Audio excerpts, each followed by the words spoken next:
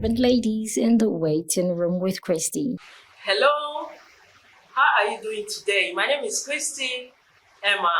You're very welcome to this episode of Vibrant Ladies in the Waiting Room with Christy. And today's episode is tagged Women in Power. Aspiring ladies and women in power. Some people will ask that, why will women be in power? Why some people will say that women will perform better in power. And so today, we're going to be treating explicitly women in power and aspiring ladies in power. We'll tell you so much about it. Why should women be in power? And when they're in power, what do you achieve? What are their achievements? Some people will tell you that when women are in power, they are very tough. Some could be difficult to deal with. And some will tell you that, wow, women could be very impactful. And so all and everything about women in power and aspiring ladies in power, you get to know about it today. And so I have a very special guest in the house today who will help us to do justice to that topic. And she's a honorable, a VIP, and also my auntie. You're most welcome, Ma. Thank you. It's nice to have you here. Thank you very much. And you're looking so beautiful. Thank you. So can we meet you? So my name is Folashade Anna Shinkaye. For most people, they'll just address me as Shade Shinkaye. I was born and raised in Kaba, Kogi State, so with the family of the renowned Fadile family. I went to school in St. Monica's College, Kaba, where I was the best graduating student at the time. Thereafter to University of Ilorin for my first degree and Lagos State University for my master's in business administration. I have worked almost all of my working life in the publishing sector of the economy, where I rose to become publishing director and sales and marketing director of the then Longman PLC, now Learn Africa PLC. Thereafter, I had a stint in politics in Kogi State, where I was appointed commissioner, first for Women Affairs and Social Development, and thereafter commissioner for local government and chieftaincy affairs.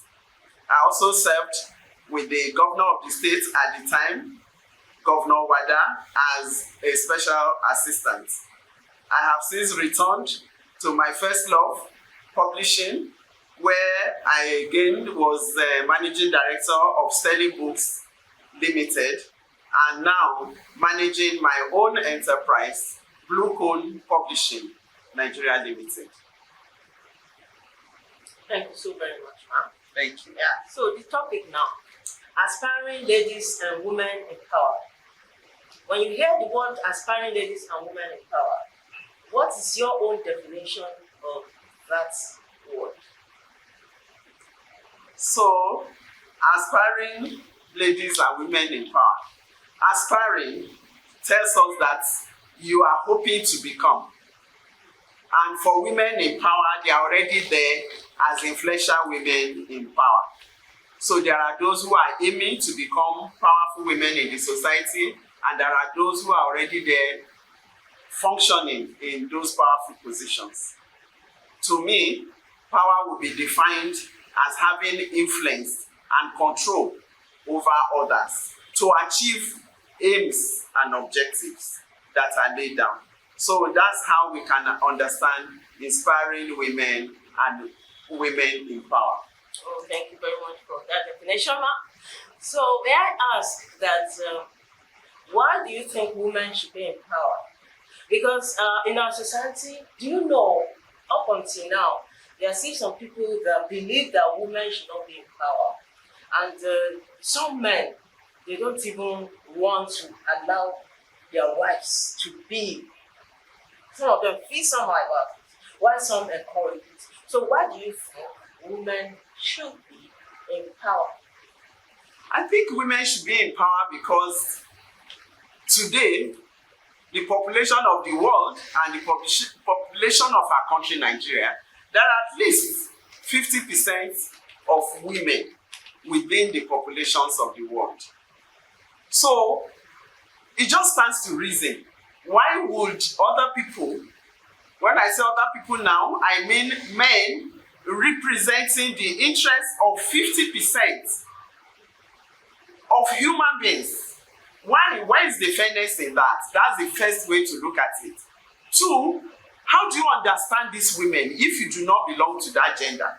What do you know to be their needs? What do you know to be their wants? What do you know to be their thoughts? What do you know to be their aspirations? So women should be both in government and in positions of authority to be able to represent the interests of women. That is the major reason, because there are many interests that women have. There are many needs that they have, even needs that includes their needs of how the men in the society should also be treated and conducted. Don't forget also that their mothers, their sisters, they are also representing other interests. So those interests have to be accommodated. And the best way to accommodate those interests is to put the people, that means the women, into positions to also represent not only the interests of women, but also the interests of the young ones that they have responsibility for. Their sons, their daughters, their sisters, their mothers. And those are the core reasons why we should continue to have women representing other women and also other organizations, both in government, in corporate organizations, in NGOs, where those decisions have to be taken. I recall that there has been a report by McKinsey company that tells us that when there are more women in representation, profitability can go up as much as 25%. And global GDP can go up as much as $12 trillion just by having women in governance and in corporate situations and in positions of authority. So for those reasons alone, I think that women should be in governance and in positions of authority. Today in Nigeria, there is what is being described as a result of the United Nations resolutions that there should be at least 30%, it's called 30% affirmative action. Simply saying there should be 30% of women in governance. What I can tell you is that in Nigeria today, it's still an aspiration. It has not been attained. So, for example, we do not have 30% of women in the Senate. We do not have 30% of women in the House of Representatives. We do not have 30% of women in all cabinets in all the 36 states of the Federation. So that shows us that we have not yet attained that. But I'm aware that the government of today is aiming very much to achieving that in all sectors, both in governance and encouraging that to happen, even within the corporate world. Thank you so graciously, ma'am, for that. In other words, if you are watching and you are listening to us, we want to encourage you as women, aspiring ladies and women in power. Please go ahead. Go ahead and don't be discouraged about it. It's a good thing to be in power, because when you are there to serve the interests of others. You are able to serve their interests because they know what they are going through. You know what they need, like Sheila Ron said, and you are there as an ambassador. So always remember, when you are there, it's not just for your own interest, but for the interest of others. Thank you so much. Yes, ma'am. Some years ago, when I was in school, we were all preparing to go for industrial attachment. Many of us, we got so excited about it, and some people will say, oh, this is where I want to work, this is where I want to work, and this is where I want to be. Some will say, oh, I don't want to have a male boss if I have my way. This will say, I don't want to have a female boss. But I discovered that most of them, they prefer male boss. Most of them, that day, they told me that they don't want to work with any female boss. And I remember I said, I want a female boss. And they look at me in a funny way. They said, Christy, why are you so different? I'm sorry for you. Let me just tell you now. Don't desire it though, because female leaders are tough. So female leaders, they could be very difficult. It could be difficult to work with women who are leaders. So just run away from it. I asked for it. And guess what? God gave me a fantastic, amazing female boss. Honestly. So why do you think? Is it true? Is it not true? Of course, I know that. What do you have to say about that? I think what we want to run away from is to do a stereotype and classify all women as being difficult. I think that is not true, that all female in leadership are difficult. There are some that you can describe as being difficult. Why? Because they have high expectations from you. They have come a long way. They have fought many battles to get to where they are. And they are afraid of anyone around them pulling them down by doing less. Succeeded in nurturing many men that worked with me to successful higher positions. And they come back and give me that due regard, that respect, that it was your encouragement that took me there. It was your capacity. The way you showed us how to do things right is what took us there. So you will find that then they are better. Once they are better, they come back to you, give you your due regard, give you your due respect. Don't demand it in an aggressive manner from the start. You work with them, teach them the right way to go. Once they start succeeding, the respect will come back to you naturally. Wow, amazing, amazing, amazing. So, talking about raising godly female leaders of integrity, don't you think it starts with parental upbringing? I agree that a high percentage of raising godly leaders comes from the parental upbringing. That's a foundation, and the foundation needs to be right. Is within this foundation, as female, you can teach them that even within the Bible, that there are female leaders that have received today global recognition. We have the story of Esther in the Bible. We have the story of Deborah in the book of Judges, who was both a prophet and a judge, one of the 12 judges of Israel. We have the women in the New Testament, Mary, the mother of Jesus, Mary Magdalene, and Mary, the mother of James and John. These are all women that showed leadership skills. So for us to raise female leaders, it starts from an upbringing. To raise godly ones, you have to give them these examples. You have to help them to know that a high level of integrity is required for you to aspire to get to, and to retain leadership positions. So the parental role is crucial. You have to raise them from the beginning to be respectful of the others, to have a high level of integrity, to be ready to do work. Because it is your work that is also going to take you to leadership positions. You should not, if you raise lazy children, they cannot aspire to leadership. They will even be afraid of leadership positions. But raise them to be hardworking, raise them to be God-focused, and they will surely get there. Exactly.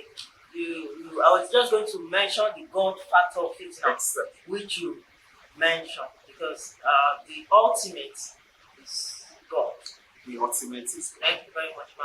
So, ma, how can you advise aspiring ladies in power and women in power to tread softly and treat people well? It's really important to treat people well, no matter how high up there you are. Because the people you don't treat well today, some years to come, you might need them. They might be your destiny helper. Whether they are younger than you or they are older than you, can you tell us why we need to, female leaders need to treat people well, and not only treating people well, people around them, people in their home, in their family, outside the family, in their organization, and even their husband. They need to be humble, respecting their husband. Then, how can you also advise the upcoming ladies in power to also realize that if they are in power, their husband, they need to treat them well? Can you talk to us about that? Thank you very much. And this is an exciting one for me because it also stems from a personal experience. Let me take it from the home front. You are a partner with your husband, and the situations of life is like a journey. There are times you are on a journey, you need to cross a bridge, you come down a bridge, your journey continues, you need to swerve to the left, you need to swerve to the right, your journey continues at different times. So there is no like having, you hope to live to be 100. Are you going to be in the best positions in your life for the next 100 years? The answer is no. There will be times that things go well for you. There will be times that things are not exactly how you want them to be. Your partner needs to be there for you, and he will be there for you if you have been there for him at different stages of his life too. So it's intertwined. That relationship is intertwined. And you should be supportive of each other at different stages of your life. You may be high up there tomorrow. Do you know there are positions in topmost authority? Let's even say as a female minister. You are there in high and mighty. And then for one reason or the other, the government says, oh, thank you, we no longer have need for your services. And you have been so pumped up to the extent that you no longer give that regard to your spouse, either as a man or as a woman. When you come back, now that the position is gone, granted you may still have something else in the future, but at that moment in time, do you remember you are coming back home to this same person that you were beginning to treat as lesser than how you were treated, just because you were in a high office? So my advice would be, stay true to yourself. Just be yourself all through. Stay humble all through. Whether you are in high position or not so high position, just be yourself. Be predictable. Let your spouse know that this is who you are. Be kind-hearted. Not only now to your spouse, to your children, to those around you, to your staff, to those who work with you, even within the larger community. Kind-heartedness will help you to treat people well. In many situations of my life, I just ask myself, what would Jesus Christ do in this position? And if you have gone through the books, the epistles, and you have seen the life, the times, the death, the burial, the resurrection of Christ, you will have learned lessons on how to be humble. See, today, more than 2,000 years after the death of Christ, Christ is still being regarded, even by Christians or non-Christians. Why? Because he did good works. He was humble. And yet, he was still able to present that mandate that he was given from heaven to change the world for better. So, that is as Christians, that should be our model. What would we do in that same position. So be humble, do your work the way it should be done, stay humble, treat people around you well. And you remember that we talked about aggression and assertiveness. You can be assertive without being aggressive. So be assertive enough to demand that work assigned to you needs to be done by your team. You do not need that aggression that will make them to be fearful of you. Because there is difference between fear and respect. What you need from your team members that work with you is their respect, not for them to be afraid of you. They can be afraid of you, obey you while you are there. As soon as you turn your back, exactly, they do that which they want to do. But if they respect you, whether you are there or not, they will get the job done. Thank you so very much. God bless you, ma. Thank you. Hello, viewers out there. You are an aspiring lady in power or woman in power, and you have been doing well. Keep doing well. I want to encourage you. Keep doing well. The Lord bless you for the good work you are doing. Don't stop that good work you are doing. And I'm sure you have gained some things from what we just said from our presentation. Let me also remind you again that number one is the God factor, because God is the ultimate. Only God will help you to achieve that goal. He will help you to treat people well. When you pray to Him, your desired goal will be achieved. God will help you out. Even when you struggle, you cannot get it done. But by the time you go on your knees, God is able to help you. Remember the integrity factor. Whatsoever you do, let the fear of God reign supreme in your heart. And also, remember that you are there as an ambassador representing others. You are representing people. You are not just there for yourself. And parental upbringing, it matters. Please, don't forget. And the Lord bless you. Thank you so much for staying tuned with us. Thank you very much, Mark. Thank you. It's really nice to have you on this program. I have really been impacted. Thank you very much. Thank you. We look forward to seeing you again. Thank you. God bless you. Thank you very much.